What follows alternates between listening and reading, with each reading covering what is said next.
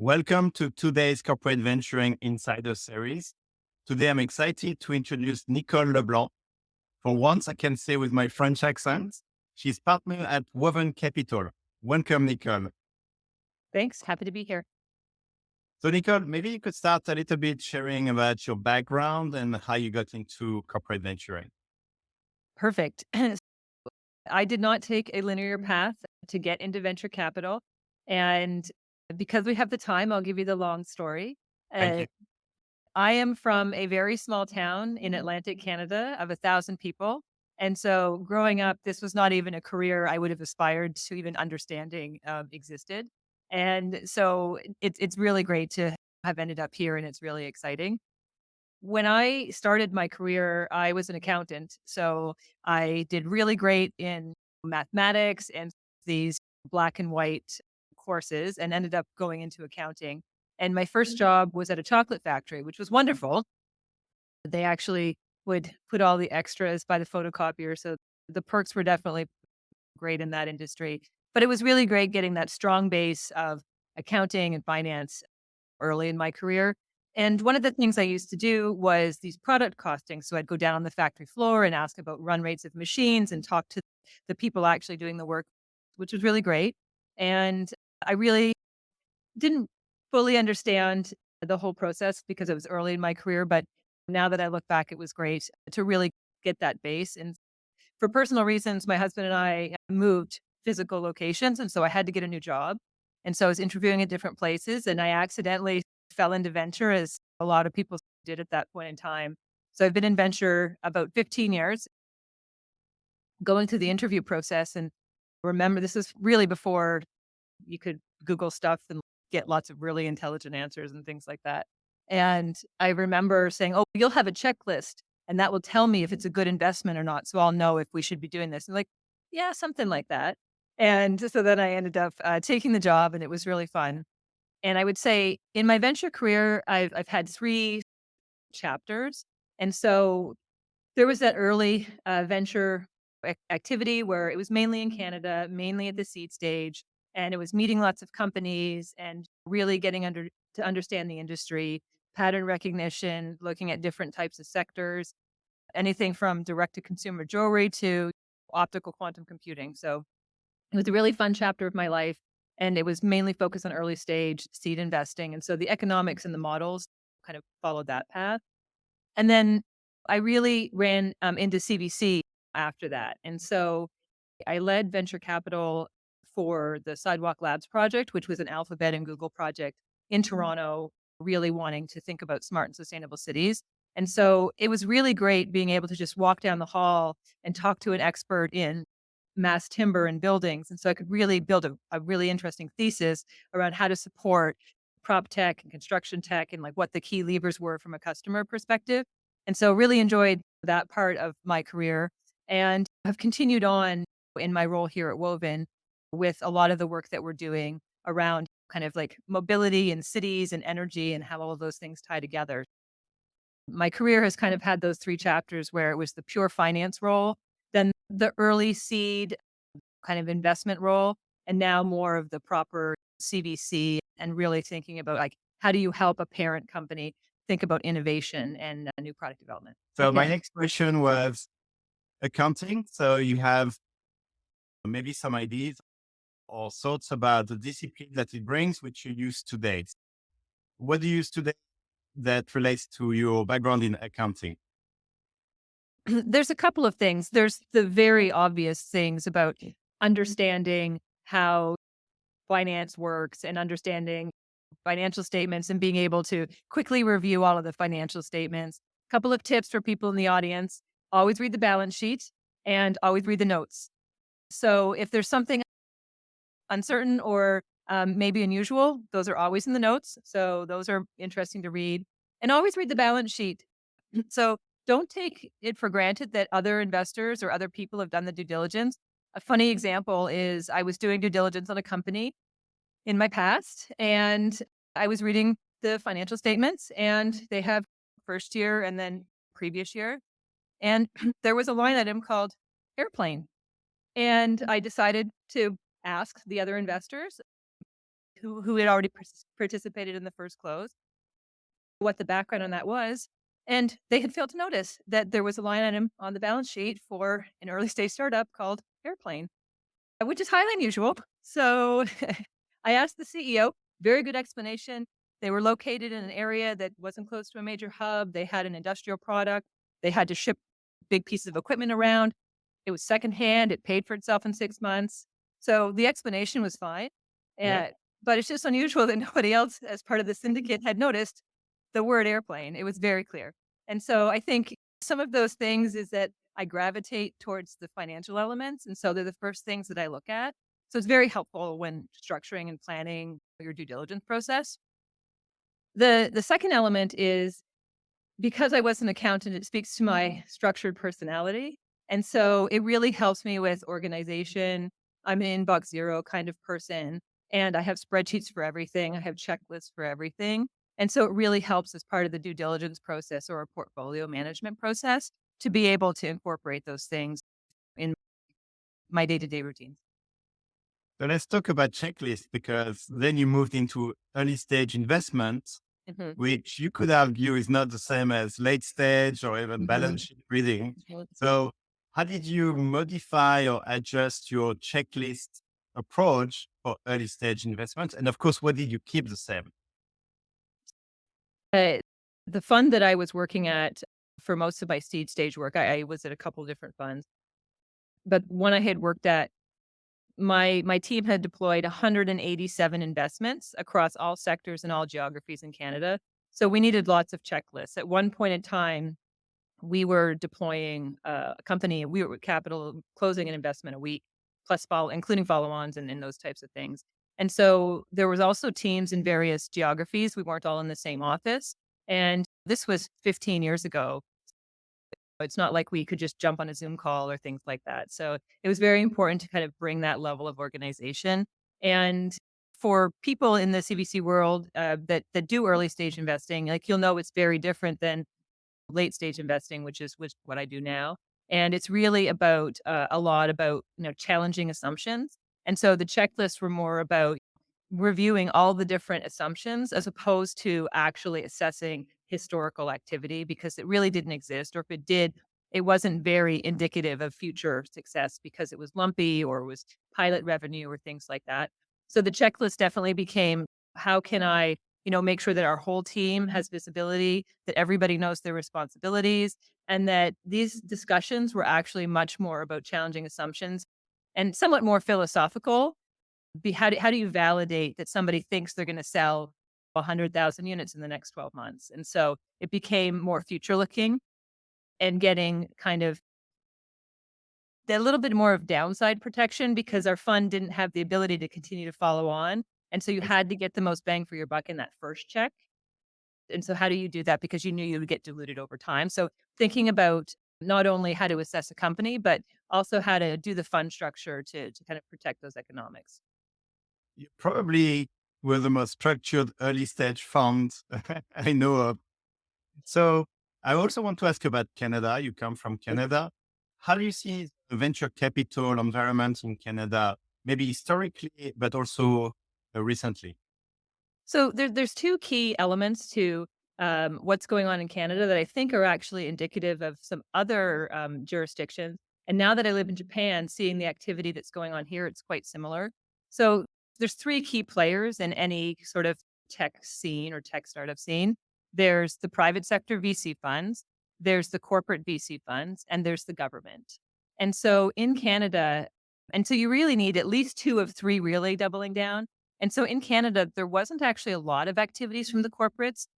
If you look at the kind of the economy of Canada, it's a lot of commodity or like natural resources, old family run companies, things like that, that are quite conservative. And venture capital just wasn't an area that over the years they were very active in.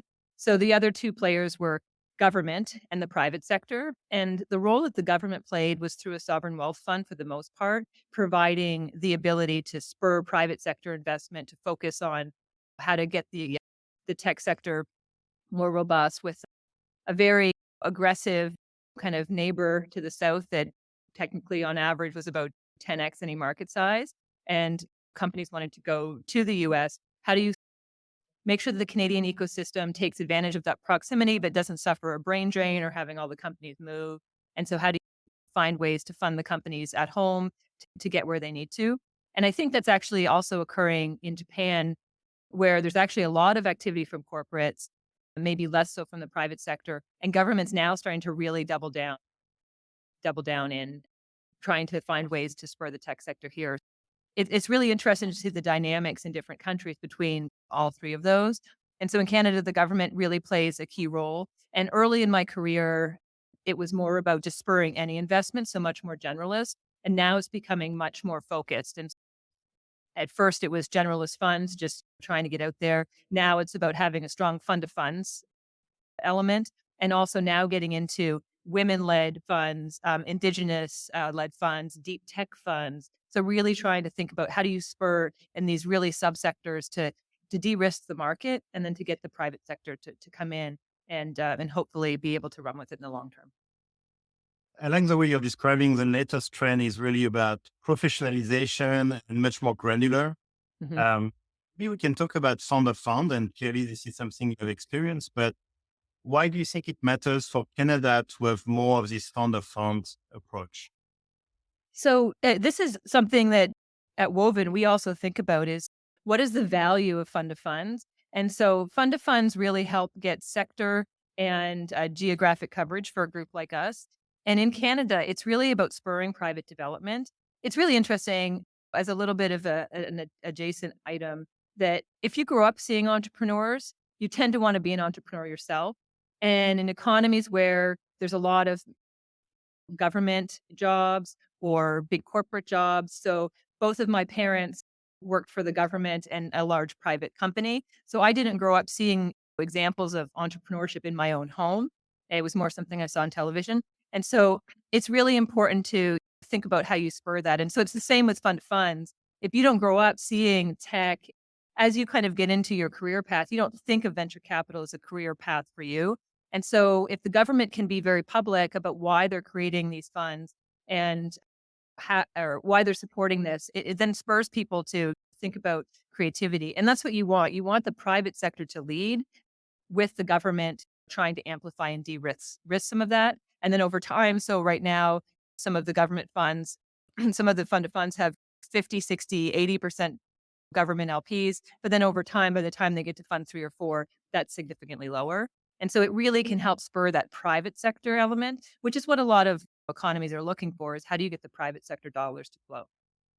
And then now I want to lead on to Warren Capital because I was lucky enough that you shared with me one of your very thoughtful process about fund to fund. And you're probably one of the most advanced in terms of thinking about fund to fund strategically and tactically. Maybe can you share first at high level, why do you think a CVC will benefit? And of course, you touched about sector specific and so on, but the first thing that the board of directors will say is, why do you want to do fund to fund? So how would you answer that to a BOD? It gives us sector and geographic coverage. Our team, most of us are based here in Tokyo. We do have some on the West Coast of the US. However, we can't cover everything. And as a global OEM, we need to know what's going on in global markets. And so I can go to the UK or I can go to Africa or I can go to New York, but I'm not embedded there and I don't really know the details of what's going on. I'm not embedded in the ecosystem. So by having a fund to fund strategy, it gives us deal flow and market insights that we would have to have a big team to do. And so it's just a more efficient way of us to get that insight. And then it's also not about just our one investment in that LP. It's about who are the other LPs. We're able to then network and make industry connections and share insights and learn from some of the other LPs when we go to some of these annual meetings or workshops that they have. And as an aside, I ended up at Woven because I actually jumped from Yes. one of our fund of fund investments. I That's how I ended up getting here. Is that instead of staying for fund two at my old fund, Woven convinced me to jump over here and then manage the relationship back to the LP investment. So it's about access, including access of Yes, talent. yes, exactly. Very nice. And well, but I think it's not just effective, it's also cost efficient. I mean, you could build a team in many geographies, but that would just be so expensive compared to very quickly get it. And you could argue, hopefully, if you choose well your funds, it doesn't cost you anything because it could actually return financial gain. And some of the expertise and some of the fund of funds that we've invested in, we couldn't afford them, or it just they just wouldn't want to come work for us. That just we wouldn't be able to get the insights because of who they are and the networks and the role that they play. It's not like we could actually hire them even if we wanted to. The insights that we're getting are because of the fact that they are an independent fund, or they maybe are still tied to academia or some other very key industry. Now, your fund is $800 million AUM. Mhm. You're probably extremely attractive when you knock the door on the fund. They reply and they want to treat you with a red carpet. How do you select the funds? Because even if it's geo based, you still have so many choices. You need to be very thorough and pick which ones you think will bring the best value. How do you go through the selection process? So again, more checklists. And so what was important is we aligned it to our investment thesis. So just like you would build an investment thesis for your direct investments, we wanted to mirror that for our indirect investments in our fund to fund. And so where are the gaps? Where are the opportunities that we as a team can't cover or need access to? And so then we went hunting for funds that could do that. And I would say we were less concerned about maybe never some people don't wanna back a first fund. They don't wanna back an emerging manager. They only want tried and true and tested because they're entirely focused on financial returns. And financials are very important to us because if the company or the fund isn't going to be able to provide a financial return, like, they don't have longevity, which then can't give us the strategic returns. And so really looking for those experts that could really help us execute against our thesis. And so we ended up, deciding to allocate a specific percentage of our fund size to fund to fund, investing early in our fund cycle, in those funds. And obviously, mobility and the future of mobility was the key. But we also wanted to think about what is adjacent to our core thesis, because we're not going to hire people to manage that internally because it's not core to our thesis. But it's still really important for us to understand trends in AI, trends in cybersecurity, trends in things like adjacent types of mobility to what Toyota looks at, vertical aerospace, robotics, those types of areas. And basically, that's what we've been able to build with our fund to fund portfolio. Okay. So this is a golden nugget, which is using fund of fund not just for access to talent in different geographies and insights, but also where it would be very hard to justify recruiting for yourself. Yes. Like Yes. cybersecurity, Mhm. very hard to justify recruiting when you work in mobility. But Yes. you need to know the impact of cybersecurity to Toyota.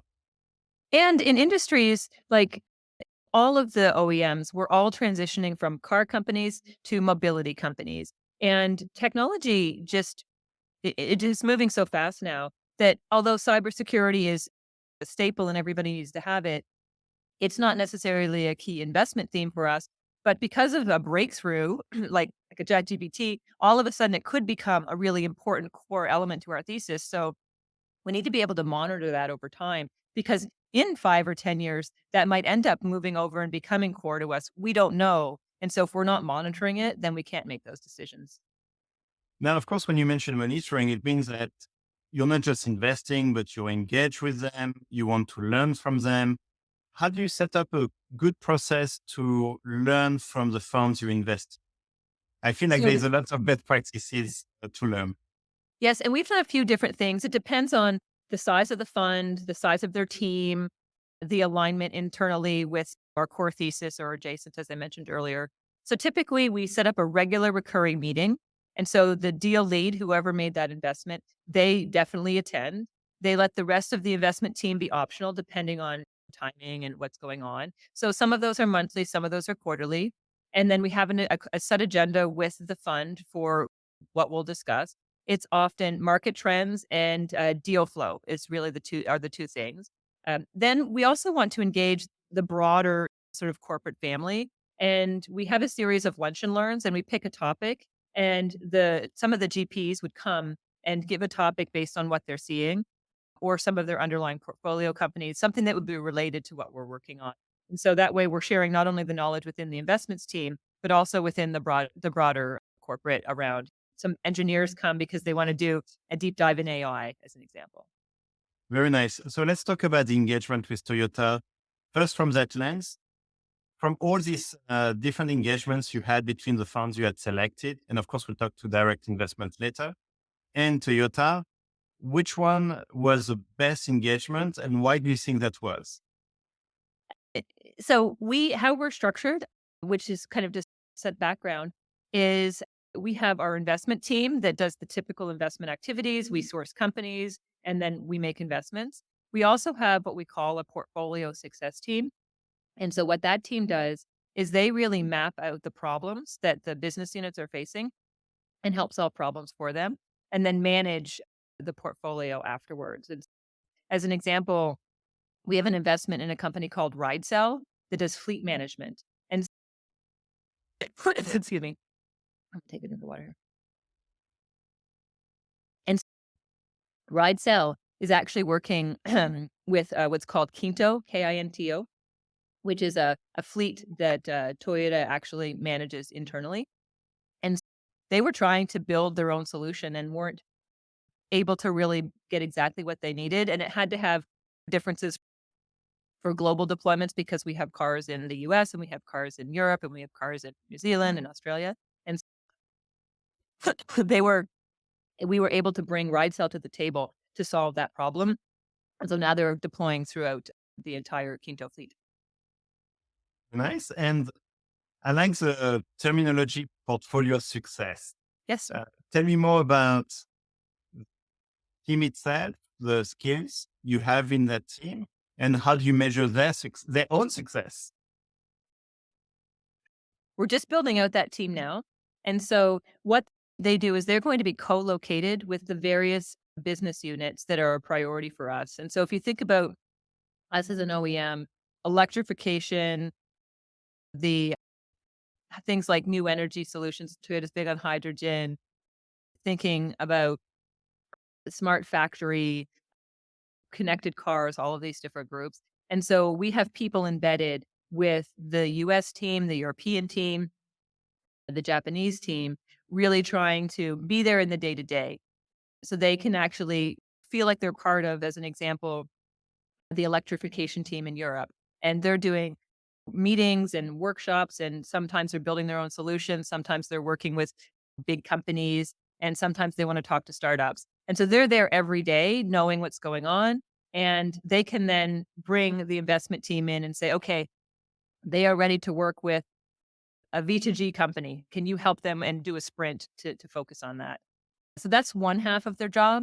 And then the other half of their job is once we've made the investment, as a strategic CVC, what we have to do is also have an engagement with the portfolio company. So somebody is assigned to the example I used earlier with RideCell, and their job is to make sure that RideCell and Toyota continue the project that they've rolled out. And so we can hopefully keep it on time, make sure everybody has clear milestones and deliverable, make sure we're quantifying the value, and just making sure that the relationship continues on a path. And then an interesting thing that sometimes happens is the Toyota engineers may not want to give feedback to the company about their product directly. And it happens all the time. And if you don't actually like the value you're getting, you just go find another company. But what we can do is say, please give us regular feedback. We will share that with the company. And when the company gets that level of feedback, they're like, oh, I didn't even understand. We can totally fix that. Here's how we'll do it. And so it really helps ensure just a deeper engagement. And it's okay if the company ends up not being able to be the one to deliver the solution, but at least we're getting to those more transparent level of conversations. Which is a huge value to your portfolio companies because they get a second chance or a better chance to get with Toyota. Yes. Yes. And oftentimes it's something that works in one geography doesn't work in another geography. So we can actually really help facilitate those conversations. Now, this portfolio success team is going to grow with the size of your portfolio, I assume. Yes. Yes. Okay, very Yeah, nice. so keep your eye open. If this is something that you're interested in, we will certainly be hiring this over the next year or 2. Very nice. So for anyone in the audience that is interested, reach out to Nicole. So let's talk also about your experience working for a VC with many LPs to now Mhm, work for a corporate VC with one LP. mhm. Um, what's the biggest change and what do you like the most and what were you surprised about? There's pros and cons to each, and so I would say why I've ended up here is that example I used earlier about being able to walk down the hall and knock on somebody's door that's an expert. And so I say in venture capital, particularly people with a finance background like myself, I know just enough to be dangerous. So I know a little bit about a lot of things. I need to know enough to ask the right questions, but I don't have the time to be able to go deep in hydrogen and battery development and charging and robotics for factories. There's just too many things. I'd spend all my time learning. And so I love it that I actually have internal experts that are working on this on a daily basis. And I can kind of get access to how they're thinking about it through that. And it helps me validate a company faster. So if a company reaches out in that space, then I can just reach out to them and say, "What do you think?" And they're this is the fifth time I've seen somebody do this. It's not going to work. Or, wow, this is an actually new, interesting space. The way they're doing it, I would love to have a meeting. That's what I really love about corporate venture capital. The problem is, depending on the size of your company, some of those discussions take a long time. There's often cultural challenges that need to be overcome in a global company. And so it doesn't necessarily execute as well as you always hope, but it is a tool that you really have access to. On the I, financial side, oh, go ahead. no, I was just going to comment. I talked to a number of people who were in corporate VC and moved to financial VC. And basically their conclusion is I lost my superpower. I had the Yes. mothership superpower, this expertise, and now I don't have them anymore. Yes. Yeah, it's wonderful. I love being able to just be able to take it's like having kind of like a big consulting firm in your pocket because you can actually just say, "I need to learn about X or Y," and, you're able to just be able to take that in, and they probably have 15 decks that they've already built around it, and you can take them for lunch, and you can figure it all out. So it's a really wonderful superpower to have. I like how that's been described. Actually, I think it's better than a consulting firm because they actually are the real experts doing the real work, not Yeah. just advising. Yeah, but they've synthesized it all for you. So they've summarized it all into their deck, and so I don't need to know the details. I just need to know the key levers and then the outcomes that I can then help support. So So I on the cut you financial earlier, but I think you had a second point. no, so that was yeah, that was the 2, is just having those experts in the field. The pro and con to both of it is that it's a great tool to access, but sometimes it is challenging with timelines. I often say as a CVC, we have to be these like time travelers where startups think in weeks and corporates think in years. And so I have a startup coming and they're like, I want to do a pilot. We're ready to deploy by January. And then Toyota's, that's great. That's probably going to be in our 2028 vehicle line. And so like how to actually be that time traveler to kind of bring those two groups into our portfolio success can help with that, like helping manage expectations between the two groups. Oh, very nice. So another thing you've done is very early stage to now fairly late stage. What's the difference? What's the same? So I would say, as I mentioned at the very beginning when I was doing the seed level due diligence, it's all about the future. It's sunshine and unicorns. Everybody's going to change the world, and everybody's so optimistic. And it's really like this shiny, rosy world. And we're going to really be able to do all of these wonderful things. And 15 to 20% of them will actually do it, and it's great. But in those types of startups, your best day and your worst day can be the same day. And so you really have to be responsive. You're often, as an investor, I was a very hands-on investor from the sense that I saw the founders I invested in as humans and part of their journey. And how could I just be a very founder-friendly, supportive investor once the terms have been negotiated and delivered? And so really just trying to help them think through what they were working on because they have to respond and analyze and iterate quickly and because the market's changing quickly and they often don't have product market fit.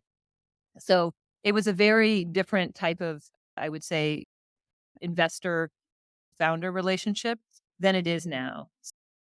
At growth stage, it's really more about you've analyzed the history, you've analyzed their financials, their management team, and you really have a lot of data to help inform your decision that can indicate future success.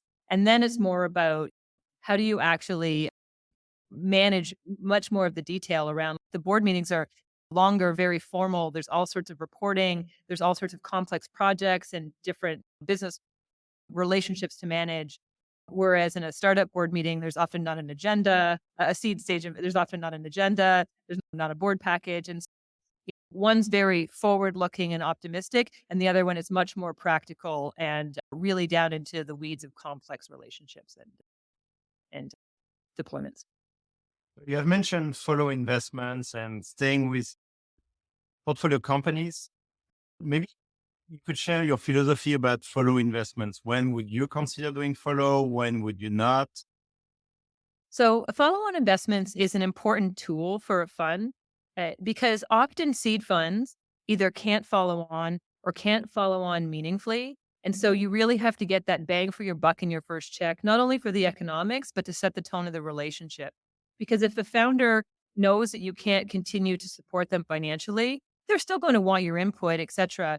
But in reality, they really need to focus on funding their company, and cash flow is important. And so they're going to have to take time away from their relationship with you to cultivate relationships with whoever's going to fund the next round.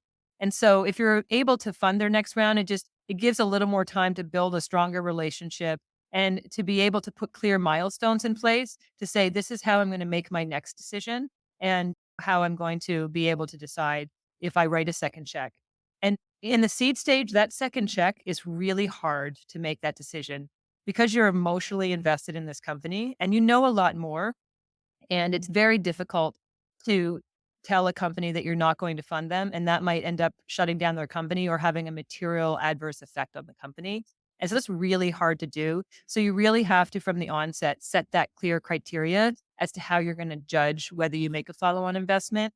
And then you have to decide how much you're willing to deviate from that because it's like buying a house, right? You're going shopping. Here's my limit. And then you love the house so much and it's $100,000 more than you want to pay. Do you still pay it? So what's the criteria? So it's really important to bring in other team members to help with that decision at the seed stage. There's so much golden nuggets in this response. I like how you describe it, which is setting the tone for the relationship, the Mhm. first check, the size of the check, but also being so clear on expectations about why you would or you wouldn't do a follow next. And you're right, especially for an early stage company, that follow investment is a very strong signal to other investors, especially for VCs who actually may be able to follow. If you're a Mhm. VC that never does follow, there's no signal. Mhm. But Mhm. if you don't, well, you could, then the questions arise. How do you manage? Because this, I think, is one where we all struggle. How do you manage saying no to following an investment? And let's assume that you set the expectations clear and they haven't met your expectations. So there's two things I would do when I was a seed investor. I did have the ability to follow on, but it was typically pro rata. So it was kind of in an in between stage where it was still important for me to build it enabled me to build a strong relationship with the founder, and I would be positive signaling, but I couldn't be the lead, for the most part. That's what I was doing. And so it's about setting expectations early, number 1, so that they know this is coming, so that if you do have to say no, it's not like it's a surprise, and it's not like they were counting on it. You've been very clear along the way. And when you have your board meetings or your check-ins or whatever relationship you've established, you are just putting that in on the agenda, cash flow. Remember, here's the milestones that we've agreed to. This is what my team, and sometimes you can blame your IC. This is what my IC is going to judge this potential follow-on investment against. So being able to do that is number 1. And the number 2 is an aside. What I would also do is build relationships with funds that I knew could follow on or knew that could make the investment. And so then I would meet with them regularly and I would give them updates on the kind of the portfolio companies I thought that they might want to keep in their pipeline. And so even to this day from 10 years ago, I'm meeting somebody like, "Oh, I owe you a beer because got me in. You shared that deal with me, and it's been great for my fund." And so I think being able to have that network of people that can follow on and being very transparent with them about how the company's doing enables you to bring that money to the table that you weren't able to bring directly. Actually, maybe I don't think it's a question I've asked before in the Mhm. podcast, but when and how do you decide to share investment opportunity with your partners? And With I would like to look at both when you're going to invest and when it doesn't fit your investment thesis, but you're still introducing to someone else. So you mean external, like other VC funds? Like when would I share Other it VCs. with you? Yeah. Yeah, yeah. And so I would say different people have a different structure. So I have a number of regular check-ins with funds that I know are aligned, and same with our fund of funds. Uh, if we have a company that's too early for us, we take a look at it and we'll send it to our fund of funds. We also have a sister fund called Toyota Ventures that invests earlier than us, so we often flip a company down to them as well. And it depends. For the most part, you wanna make sure you're sending good quality referrals, and that's really what I try to do most of the time. However, sometimes there's an interesting company that you're not entirely sure of, but you think they might like, or it's highly unusual, or they have a different business model that you've never seen before, and I always try to give some color. I always try to make sure I can say, "Here's the 3 things that I liked about it, and if you'd like to speak to them, let me know." Some people are very, I would say, structured and that they don't take a lot of calls outside of a very narrow thesis, and others are, "I need to gain knowledge, so I'll talk to anybody." And I think one of the important things to manage with companies is not to waste people's time in the sense that I often get referrals and I would say, listen, it's not really a fit for us, but I'd like to take a call because I think we could probably have a great dialogue. So when you're done your fundraising process, reach out and we'll put 30 minutes on the calendar because I cannot participate in this round. And so managing those expectations with founders is important because their time is often very valuable, especially during a fundraising process. Now let's talk about decision making. Decision making in venture capital is about deciding to invest or not to invest with information that's not always complete. Mhm. So, how do you handle uncertainty in your decision making? And I think that is a really great question because even amongst our own teams and then amongst our investment committee members, it's just really important to understand the level of risk that everybody is comfortable with and the level of risk that us as a fund have agreed is acceptable or not acceptable. So often at the growth stage, the and the an like, when we do the analysis, it's very concrete. Everybody agrees that these are the financial metrics, these are the challenges with margin, or this is the potential exit multiple. The where we disagree is what the bar is. And so I think that's really an important element to make sure that you always clarify because you might say, "Oh, I'm fine with 1.5x, but, maybe everybody else is thinking 3." Or maybe if it's a corporate, they're like, "We're really just doing this for strategic reasons, so we're happy with 1." And so making sure that is clear, I think is really important. And again, having checklists, we have really great checklists, and we also have really great legal counsel. And so having a lawyer that you trust can really help understand some of the mechanics of maybe a financing or how to get additional rights in a way that maybe you weren't able to negotiate, but they can give you additional insights to really help with that negotiation. And I think that's really important to be able to make sure that you can tell the story from both in a CVC from both the strategic and the financial angle. I like how you smile every time you say checklist. I do. I do. I have a spreadsheet for everything.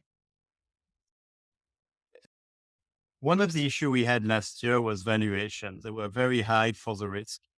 How do you think about risk adjusted pricing in a way? And how do you see the valuations this year and maybe moving to next year? What's your expectation? And this is an interesting question because we invest globally, and so significant differences between different geographies, but it's definitely getting less and less over time. And I would say that in maybe more developed and dynamic ecosystems like California, valuations are certainly higher, but you also have a lot more funds based there and a lot of sophistication. And they're actually kind of driving some of the prices down because they're not willing to pay for that. Or they're putting in, I actually talked to an investor once and they said, I'll give you your number, but my terms. And so you want to be a unicorn and have $1 billion valuation? Perfectly fine. I get 2 board seats, a 2x liquidation preference, like, so all of these different things. So I think one of the key elements for a fund to consider when making an investment is not just what the valuation is, but what the entire deal term kind of structure looks like. Because price is obviously one of the largest factors, but there's a number of other things that can really influence it. One thing I would say is climate tech. The valuations are, I would say, staying fairly stable from what we're seeing across the board in that. And how what's an interesting element playing out in that is a lot of climate tech is being driven by, I would say, regulation and incentives. And in regulation, particularly in Europe, we're seeing a lot of really solid climate tech companies with solid valuations or kind of middle of the road valuations, but longer time horizons because the industries that they're working in are being forced to adhere to regulation, which is very sticky, but it takes time. Regulation has to be phased in over time. And what's interesting from that point is it's something that's much more certain because if a regulation's in place, it's going to stay in place. And so it helps bring a little bit more certainty to the industry and to deploy money and valuations and all of the different factors around that. But then there's other areas where it's about incentives. And so there's a lot of incentives with like the IRA and other kind of regulations or other kind of policy elements, and that drives speed. And so a lot of companies, particularly in the US, are going in really quick to take advantage of incentives. And so that drives a lot of speed. But when that carrot is gone and all eaten up, will they still stick around? So that might inflate some early stage value or some earlier valuations or current valuations because there's this huge uptick in growth. But the question is, will that maintain over time if the incentive goes away?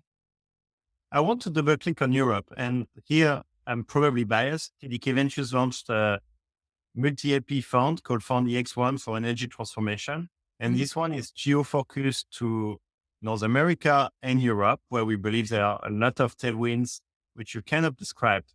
How do you see Europe in clean tech 5 years from now, knowing how they start to be really sensitive to their energy dependency? Yes. So, as background, I actually lived in Copenhagen for 2 years, and I say the average person in a coffee shop in Copenhagen is very savvy when it comes to climate tech and the sustainable development goals.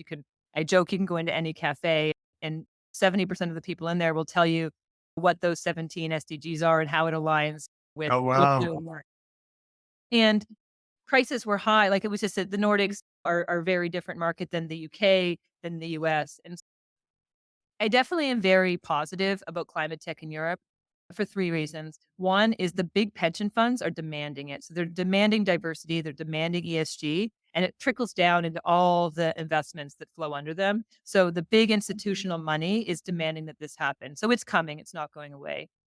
The second one is customer demand. And so the average customer, like all of the wonderful people in Copenhagen, they're demanding it. They're demanding that their energy be sourced from renewables. They're demanding that their car be electric. They're demanding that they have the infrastructure to charge those cars. And so the market has I would say, an opportunity there that the private sector is more willing to take up. And then lastly, like I said, regulation in particular. So all three of those things together are really driving a more stable demand. And so companies are more willing to go and deploy solutions. And then as an investor, when I know there's that stability there, it makes it, I would say, a more compelling investment case when I can have more confidence in their financial forecast as an example, because I know that those are the key factors driving the market. So you just mentioned pension fund, demanding diversity and ESG. I know you work in and you have worked in women in this.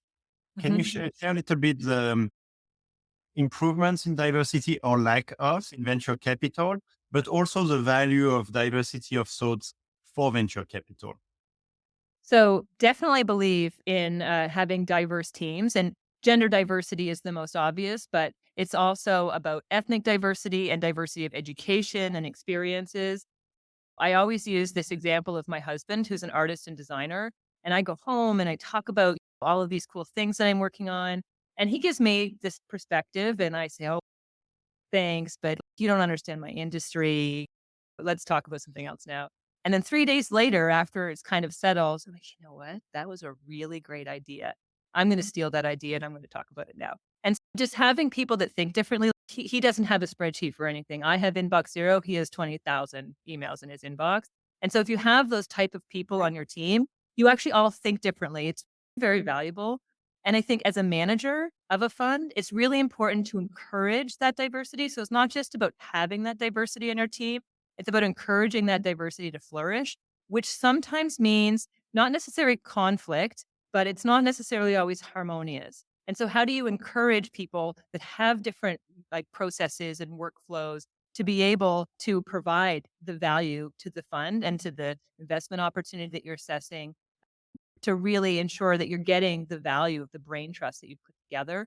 So it's not just enough to have diversity and to check the boxes, but to make sure that you're getting the right dynamic at the team to make sure that they feel comfortable speaking up. And some people, this happens a lot with women, and we've had discussions about this in all of the different teams that I've worked on in my career, is not everybody feels comfortable speaking up in a meeting. They may not have confidence. They may not have English language abilities if it happens to be in English.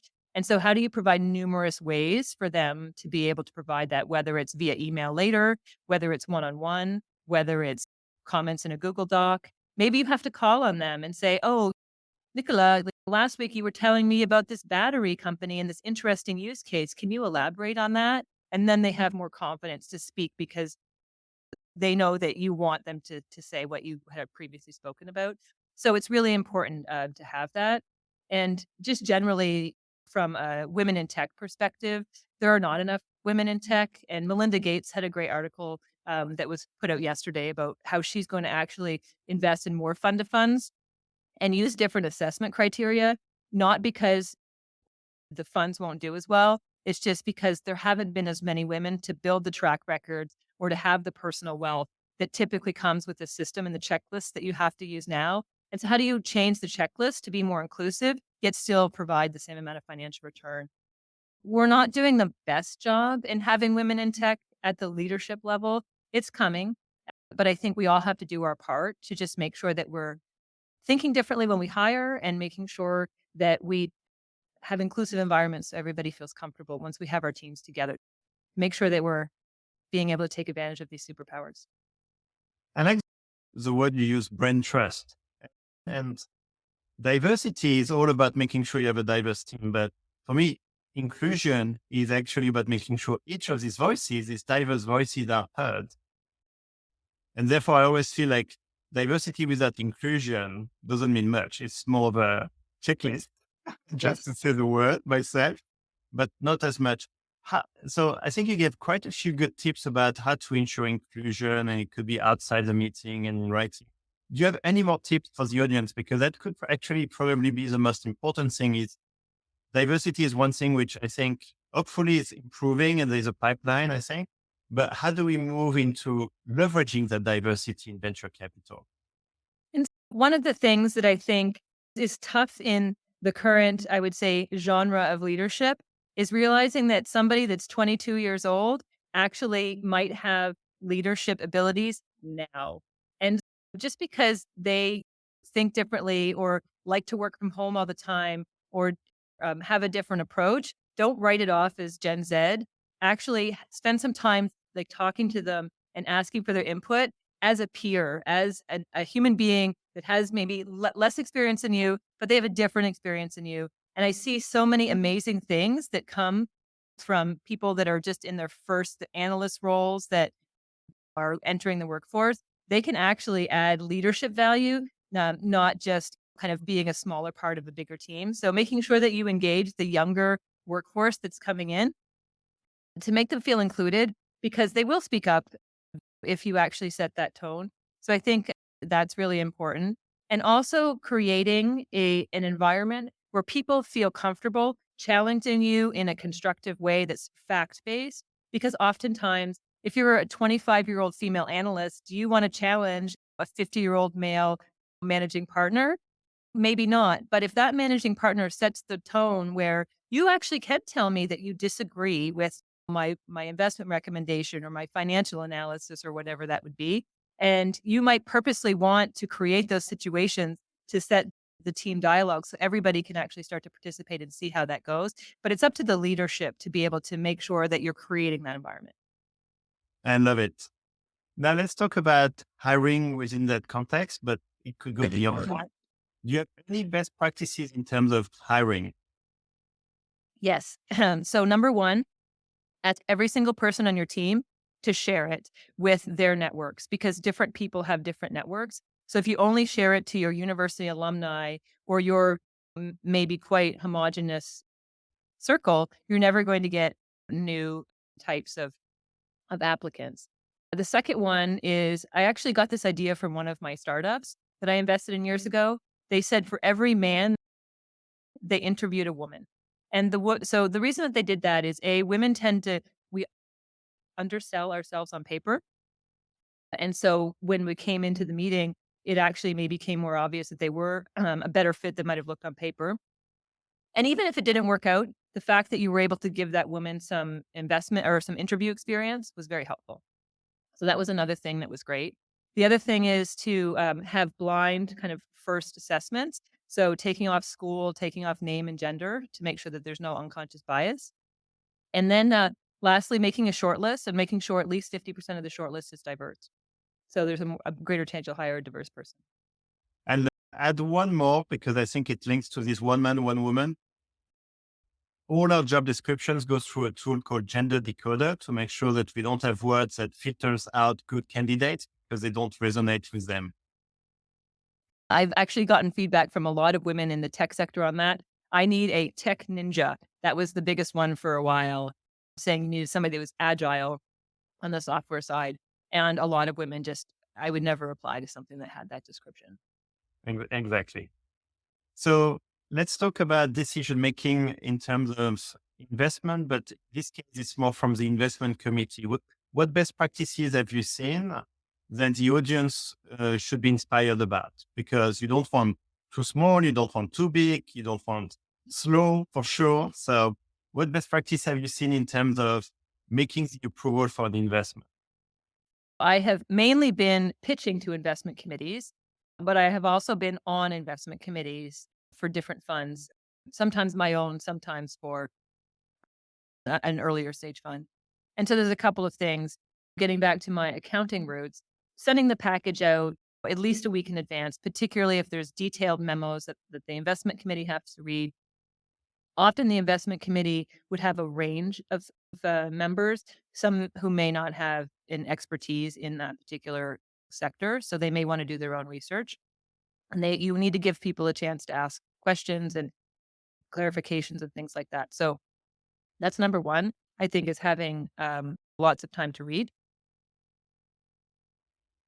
The second one is working with your team to make sure that you distill the message very clearly. And so trying to understand what the key criteria your investment committee is using and how do you draw those linear lines. And so making sure that you reinforce that message.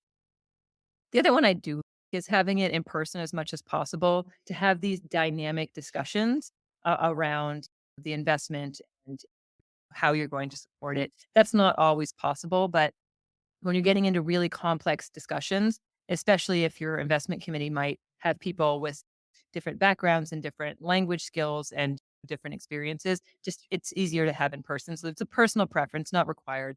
But I think that is something that just adds a lot of value. And it also takes away from, I would say, maybe the us versus them mentality, because a lot of people are like, I hope my IC approves this. And the point isn't to drive things through the IC, it's to have really constructive feedback because your IC is like a board, right? They're able to see that broader view and to help you see if you've missed anything as part of your assessment or you've misaligned with the criteria. So it shouldn't be an us versus them. So how do you have this really constructive dialogue? And we do something with our investment committee is after every meeting, we call it a Kaizen. So we actually then assess the dialogue and say, how can we improve our due diligence process or our documentation process for the next time? So every single meeting we assess, and then we're able to make sure we improve the next time. Oh, wow. Okay. At least two golden nuggets. The collaborative aspect working with the Hmm. IC, which is not us versus them, Hmm. but then the constant improvement process, which is very Toyota. So I guess there is some DNA inside. Yes. For someone who's been pitching investment committee and who's been in investment committee, beyond this collaboration aspect, anything that you have improved over time and that you would expect people pitching to investment committee to use or to leverage? So I think it kind of gets back to that is like, how do you create this type of environment in which you are really seeing the other person's point of view? So if I'm pitching to my investment committee, how do I try and see it from their perspective and make sure I've covered all the bases? And then when I put my investment committee hat on, how do I also see it the team's perspective? How can I give constructive feedback to the team? I really like this part of your analysis was great. I really felt that this was missing. And so how do you deliver that in a way that's constructive and helpful? The other element is really thinking about like how do you encourage the whole team to participate in some of these investment committee meetings? So in the sense that the analyst might not be pitching the deal per se, but how do you make sure that they feel included in the process, that maybe they are equipped to answer a question that comes up or something like that? How do you just make it a much more collaborative learning experience, not only for me pitching, but also me as the investment committee member? Because I found when I was on an IC, I actually learned lots of amazing things because tends to be outside of maybe my core element. I'm seeing such a variety that, and I've learned, I've taken tips from some of the memos I've seen other funds do and be able to incorporate them into my checklists or my memos going forward. I really like it. Let's talk about woven capital and maybe thinking about the audience as the entrepreneurs now. Mhm. When should they approach you? How early should they approach you? What type of topics are you excited about this year, next year? Great. Different people on my team feel differently, and I'm sure you have this on your team as well. Uh, because I'm this person that knows a little bit about a lot of things, so that I can go talk to all of my superpower kind of bench that I have within the Yep. Toyota business units. I actually like to talk to companies earlier, and I really want to know how they're approaching it, what are they thinking about, so I can get a better understanding. I find like all that knowledge comes into play when I'm meeting with the business units. I know what's on the ground because this is the one thing that CVCs have that nobody else in our company has is we know what the market is doing in real time because startups are talking to customers, they're talking to people that have this real problem right now. And we were able to get that intel that I would say an engineer working on a project internally around electrification or hydrogen or factory, they don't have that network. And so I feel like that's an important thing to do to be able to get all of that knowledge and really know what's going on. With the out of as I said earlier, with the caveat to the company, this is our investment process. This is where you kind of are in it. And we can't participate in this round to make sure that expectations are managed. And so I think that's something I really like.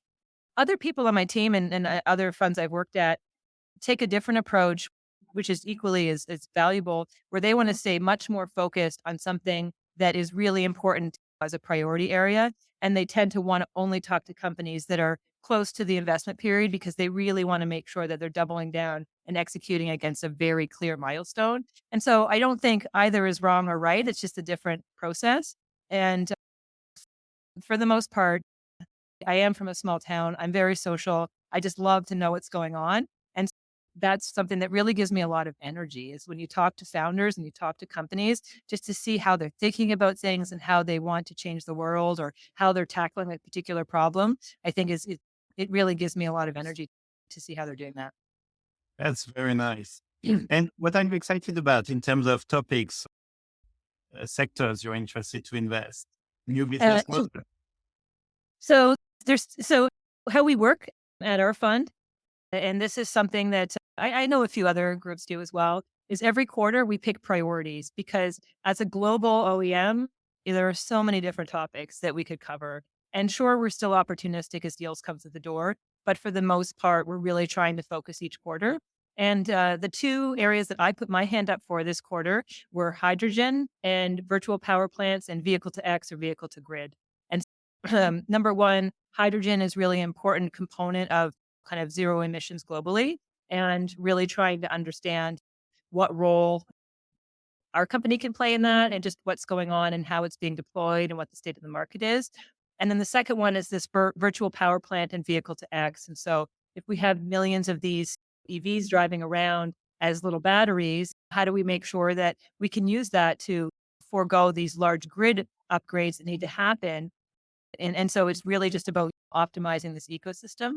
And so those are the two things that all of my podcasts and my books and all of my meetings for the most part are really focused on this quarter. Should talk to my team because we looked Yeah. into hydrogen, made an investment in hydrogen, and we're looking at VPP and V2X. Yes. No, I have a few conversations on. Now, I like this quarterly topics choice, which is very much about preparedness. You decide Yes. to really deep dive and then you meet. How much of that helps you once you have really researched the topic to know which company, which startup is king of the hill in a way? Yes. So how we do it is what we do is the first thing is we do desktop research and we kind of put together we call it a market intelligence summary just for our own internal use. And basically, what is the size of the market? Who are the key players? What are the economics or the market dynamics we need to be aware of. And here's a list of companies in these different subsectors. And we reach out and we call all of them, or we call investors that we know are investing in that space. And it gives us a full picture. And then our portfolio success team, as part of their work, they're able to engage the business units that are doing those things. And it really helps kind of bring together what we're seeing in the market and what Toyota is actually doing and building and thinking about. And it kind of brings those two things together. And so then we're able to put together a plan that produces not only kind of the ability to take advantage of a market opportunity and financial returns, but also the ability to make sure that Toyota is really working on things that we can kind of put those two things together and get the strategic returns we need. Very nice. Now, my last question is a double click, which is all of these insights. How do you make, how do you share that back to Toyota in a way that's actionable for them?